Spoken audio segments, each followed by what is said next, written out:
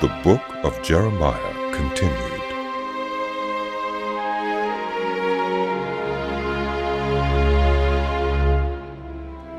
Zedekiah was 21 years old when he became king, and he reigned in Jerusalem 11 years. His mother's name was Hamutal, daughter of Jeremiah. She was from Libnah. He did evil in the eyes of the Lord, just as Jehoiachin had done. It was because of the Lord's anger that all this happened to Jerusalem and Judah. And, in the end, he thrust them from his presence. Now Zedekiah rebelled against the king of Babylon. So in the 9th year of Zedekiah's reign, on the 10th day of the 10th month, Nebuchadnezzar, king of Babylon, marched against Jerusalem with his whole army. They encamped outside the city and built siege works all around it. The city was kept under siege until the 11th year of King Zedekiah. By the 9th day of the 4th month, the famine in the city had become so severe that there was no food for the people to eat. Then the city wall was broken through, and the whole army fled. They left the city at night through the gate between the two walls near the king's garden, though the Babylonians were surrounding the city. They fled toward the Arabah. But the Babylonian army pursued King Zedekiah and overtook him in the plains of Jericho. All his soldiers were separated from him and scattered, and he was captured. He was taken to the king of Babylon at Riblah in the land of Haman, where he pronounced sentence on him. There at Riblah, the king of Babylon killed the sons of Zedekiah before his eyes. He also killed all the officials of Judah. Then he put out Zedekiah's eyes, bound him with bronze shackles, and took him to Babylon, where he put him in prison till the day of his death. On the 10th day of the 5th month, in the 19th year of Nebuchadnezzar, king of Babylon, Nebuzar-adan, commander of the imperial guard who served the king of Babylon, came to Jerusalem. He set fire to the temple of the Lord, the royal palace, and all the houses of Jerusalem. Every important building he burned down.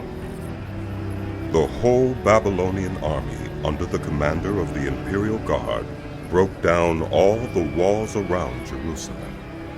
Nebuzar-adan, the commander of the guard, carried into exile some of the poorest people and those who remained in the city, along with the rest of the skilled workers and those who had deserted to the king of Babylon. But Nebuzar-adan left behind the rest of the poorest people of the land to work the vineyards and fields. The Babylonians broke up the bronze pillars, the movable stands, and the bronze sea that were at the temple of the Lord, and they carried all the bronze to Babylon. They also took away the pots, shovels, wick trimmers, sprinkling bowls, dishes, and all the bronze articles used in the temple service. The commander of the imperial guard took away the basins, censers, sprinkling bowls, pots, lampstands, dishes, and bowls used for drink offerings, all that were made of pure gold or silver. The bronze from the 2 pillars, the sea, and the 12 bronze bulls under it, and the movable stands which King Solomon had made for the temple of the Lord, was more than could be weighed. Each pillar was 18 cubits high and 12 cubits in circumference. Each was 4 fingers thick and hollow. The bronze capital on top of one pillar was 5 cubits high and was decorated with a network of pomegranates of bronze all around. The other pillar, with its pomegranates, was similar. There were 96 pomegranates on the sides. The total number of pomegranates above the surrounding network was 100. The commander of the guard took as prisoners Seraiah, the chief priest, Zephaniah, the priest next in rank, and the 3 doorkeepers. Of those still in the city, he took the officer in charge of the fighting men and 7 royal advisers.